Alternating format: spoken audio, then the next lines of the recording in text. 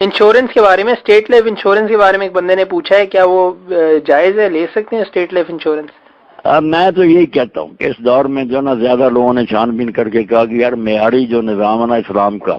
اس میں تو انشورنس کی کوئی ضرورت ہی نہیں ہوتی، اسٹیٹ ذمہ دار ہوتی ہے، بیت المال میں لوگ جمع کراتے ہیں زکوٰۃ وغیرہ، اور جو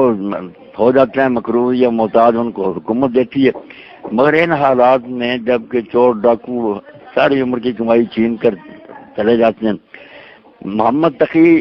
امینی صاحب ایک عالم ہے، ایک عثمانی ہے، ایک تقی امینی، ان کی کتابیں ملیں تو ضرور پڑھیں، جدید مسائل پر انہوں نے بڑی محنت کی ہے، تو ایک پوری کتاب لکھی ہے کہ جدید معاشی مسائل اور ان کا اسلامی حل،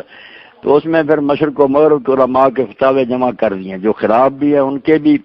دلائل دے دیے ہیں، جو حق میں، اور آخری فیصلہ یہی کیا کہ اس دور میں نا انشورنس کے بغیر چارہ نہیں، یہ ایک تحفظ اور تکافل اجتماعی ہے کہ کچھ نہ کچھ ضمانت ہے کہ لوگوں کو کوئی صدمہ پیش آ جائے تو کوئی جماعت ہو جو اس کی مدد کرے۔ صحیح، چاہے انٹرسٹ ہو اس میں یا نہ ہو، اگر نہ ہو تو وہ بہتر ہے نا؟ نہیں، انٹرسٹ وغیرہ جو نا یہ ایسے جیسے میں آپ کو کوئی چیز اور آپ واپس مجھے پھر زیادہ دے دیں، یہ تو دین میں جائز ہے نا، میں نا پابندی لگاؤں کہ ضرور میں نے لینا، آپ خود ہی پیشکش کر دیں یا خود دے دیں، تو نبی علیہ السلام بھی لوگوں کو قرضہ جب ادا کرتے تھے تو زیادہ دیتے تھے، مگر اس کو شرط کے طور پر کہ ضروری یہ نہیں کرنے دیتے تھے کہ یہ سود ہو جاتا،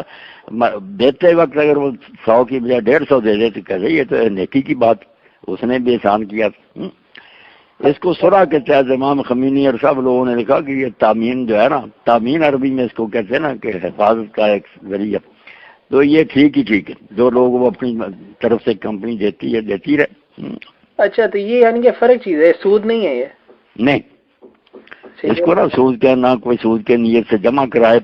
وہ کہے کہ سارے لوگ اکٹھے کرتے رہے فنڈ، کسی کو مصیبت پیش آ جائے گی تو یہ پھر امداد ہو جائے گی، وہ زیادہ بھی دیتے ہیں بے شک، اس میں کوئی حل نہیں۔ ہاں، یہ اسی طرح کی بات ہے نا جیسے حضور نے بھی کیا، دین میں عرب میں پہلے بھی تھا اخلاق کا، کہ جب کسی شخص سے غلطی سے قتل ہو جاتا تھا تو اس کی دیت پھر اسلام نے کہا کہ 3 قسطوں میں 3 سالوں میں دو،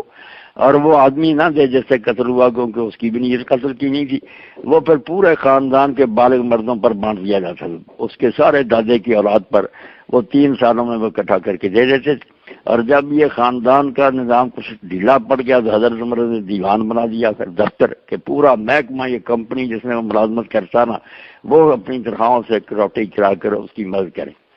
تو یہ ایک کسی طرح کی صورت تھی، سب لوگوں کو تحفظ حاصل تھا۔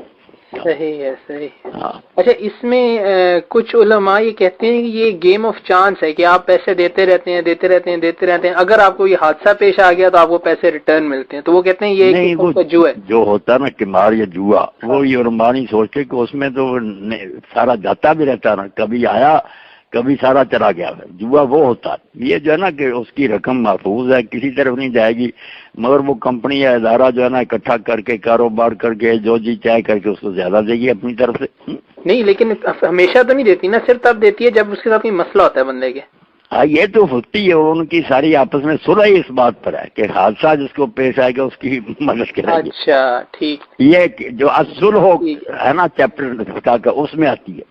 یہ شروط وغیرہ کی بات نہیں، صلح کی ہے کہ لوگوں نے آپس میں یہ طے کر لیا، صلح کر لی ہے کہ اس طرح بھیا جس کو ہم نے سے حادثہ پیش ہے اس کی مدد کریں گے۔